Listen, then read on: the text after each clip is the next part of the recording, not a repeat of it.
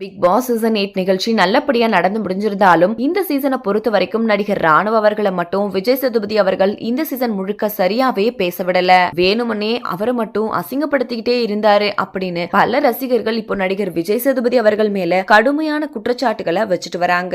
அதுலயும் குறிப்பா ஃபைனல் எபிசோட்ல கூட ராணுவ அவர்களை ஸ்டேஜ்ல எல்லார் முன்னாடியும் பேச விடாம அசிங்கப்படுத்தினது அவரோட ரசிகர்களுக்கும் ராணுவ அவர்களுக்குமே மன உளைச்சலை ஏற்படுத்தியிருக்காம். இந்த நிலையில இப்போ இத பத்தி நடிகர் அவர்களே சில முக்கியமான விஷயங்களை வெளிப்படையா சொல்லிருக்காரு. அதுல அவரு இந்த பிக் பாஸ் 8 எதுவுமே இல்லாம இருந்த என்ன இன்னைக்கு இவ்ளோ லட்சம் மக்கள் கிட்ட கொண்டு போய் சேர்த்திருக்கு. அதுக்கு நான் காலம் முழுக்க நன்றியோட இருப்பேன். இந்த சீசனை பொறுத்த வரைக்கும் எனக்கு எல்லாமே நல்லா தான் நடந்துச்சு. ஆனா என்ன ஒரு குறைன்னா விஜய் சேதுபதி சாருக்கு என் மேல என்ன கோவம்னு தெரியல. ஏன்னா எப்போதுமே இன்சல்ட் பண்ணிக்கிட்டே தான் இருந்தாரு. அவரை மாதிரி ஒரு நடிகரோட சேர்ந்து நடிக்கிற வாய்ப்பு கிடைக்காதான்னு என்ன மாதிரி பல பேர் கனவோட ஓடிட்டு இருக்காங்க.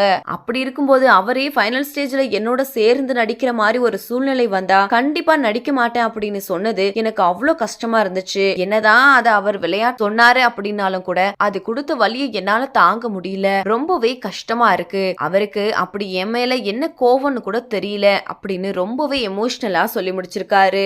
இந்த வீடியோவை பார்த்துட்டு இருக்கிற நீங்க நடிகர் ராணுவ சொல்லியிருக்கிற இந்த விஷயத்த பத்தி நீங்க என்ன நினைக்கிறீங்க அப்படின்னு உங்களோட கருத்துக்களை கீழே உள்ள கமெண்ட் செக்ஷன்ல ஷேர் பண்ணுங்க.